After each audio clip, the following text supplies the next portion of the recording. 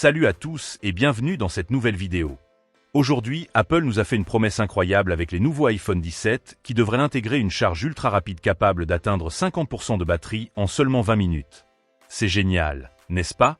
Mais attention, il y a un piège. Et ce piège, c'est du pur Apple.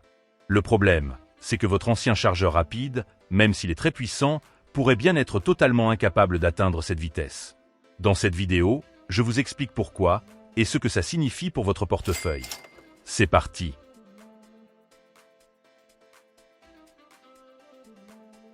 Pour atteindre cette performance, Apple a sorti un nouveau chargeur au nom un peu ridicule, le 40 watts Dynamic Power adapté WI 60 watts max.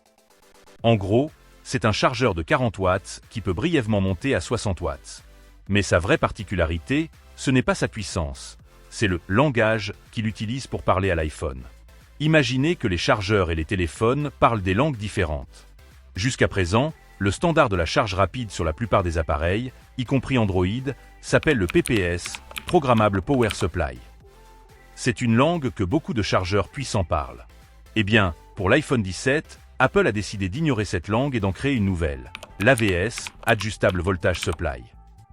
C'est ce nouveau protocole qui permet à l'iPhone de demander très précisément la tension dont il a besoin pour charger à une vitesse record. Le problème, le nouveau chargeur Apple ne parle pas le PPS, et votre ancien chargeur PPS ne parle pas l'AVS. Ils sont incompatibles pour la charge la plus rapide.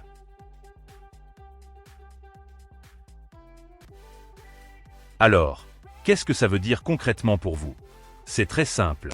Si vous voulez bénéficier de la promesse des 50% en 20 minutes, vous devrez très probablement acheter le nouveau chargeur d'Apple, vendu séparément à 39 $.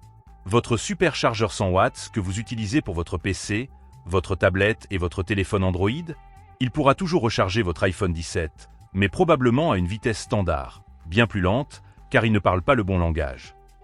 La grande question qui reste, et que nous devrons vérifier dans nos tests, c'est à quelle vitesse un chargeur PPS puissant pourra-t-il recharger l'iPhone 17? Est-ce qu'on se rapproche des 20 minutes, ou est-ce qu'on sera bloqué à une vitesse bien inférieure? Pour l'instant, le mystère reste entier. En résumé, Apple a bien amélioré la vitesse de charge de l'iPhone 17, mais l'a liée à un nouveau protocole, l'AVS, qui rend la plupart des chargeurs rapides actuels potentiellement obsolètes pour atteindre cette performance maximale. Pour avoir la vitesse promise, un passage à la caisse de 39 $ semble presque inévitable. C'est une stratégie typique d'Apple, une innovation technologique, dans un écosystème bien fermé. Alors, que pensez-vous de cette décision? Est-ce une véritable avancée, ou juste une manière de nous faire acheter un nouveau chargeur? Dites-moi tout dans les commentaires. Si la vidéo vous a plu, n'oubliez pas le pouce bleu et de vous abonner. Alors, à très bientôt.